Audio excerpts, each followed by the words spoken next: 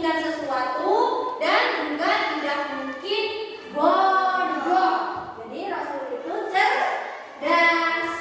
Anak-anak, untuk menghafalkan sifat wajib dan sifat mustahil bagi Rasul, kita akan mempelajarinya dengan kita melakukan tepuk sifat Rasul.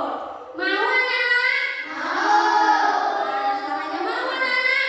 Mau. Oke, jadi nanti kita akan melakukan tepuk sifat wajib bagi Rasul dan tepuk sifat mustahil bagi Rasul. Oke, yang pertama dulu kita praktekkan dulu tepuk sifat bagi Rasul. Ayo bersama-sama anak-anak. Tepuk sifat wajib bagi Rasul. Sidik, benar, amanah, dipercaya, tabligh, menyampaikan, patonah, cerdas. Kita tepuk tangan dulu semuanya. Oke, yang kedua ini adalah tepuk sifat mustahil bagi Rasul. Yuk kita bareng-bareng praktekkan. 1, 2, 3. Tepuk sifat mustahil bagi Rasul. Izin, dusta, khianat, berkhianat, iman, menyembunyikan, balada, bodoh. Nah, kali ini kita akan menyanyikan lagu sifat wajib dan sifat mustahil bagi seorang Rasul. Silakan anak-anak perhatikan. Ibu akan memutarkan sifat wajib dan lagu sifat mustahil bagi seorang Rasul. Yuk, kita perhatikan.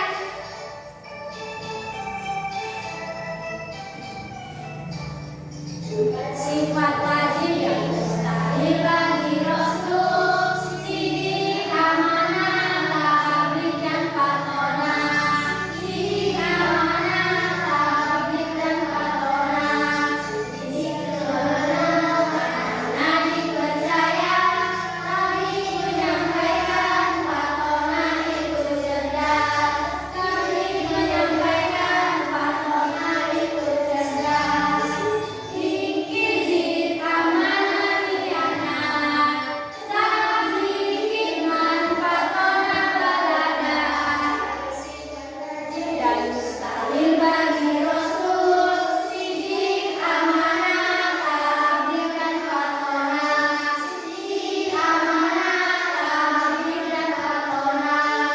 Sidik selalu benar, amanah dipercaya, tabligh menyampaikan, patonah itu cerdas. Tabligh menyampaikan, patonah itu cerdas. Sidik, izin, amanah, khianat, tabligh, iman, patonah, balada. Oke, tepuk tangan dulu semuanya. Baiklah anak-anak semuanya, tadi sudah menyanyikan lagu sifat wajib bagi Rasul dan juga sifat mustahil bagi seorang Rasul. Nah, dari seorang Rasul tersebut kita sudah tahu sifat-sifatnya. Maka kita harus mencontoh dari sifatnya seorang Rasul. Nah, di sini ada keteladanan apa saja yang dapat kita contoh dari sifat-sifat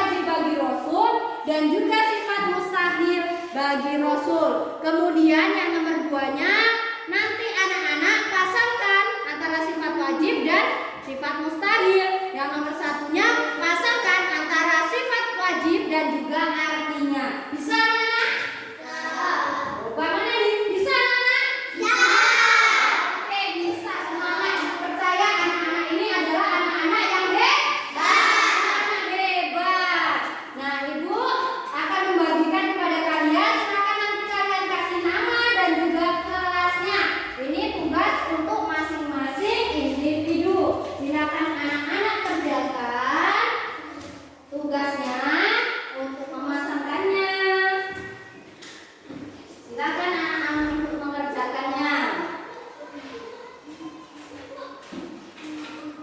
Silakan pasangkan untuk anak-anak semuanya. Silakan anak-anak untuk menuliskannya, untuk mengerjakannya secara teliti. Perhatikan.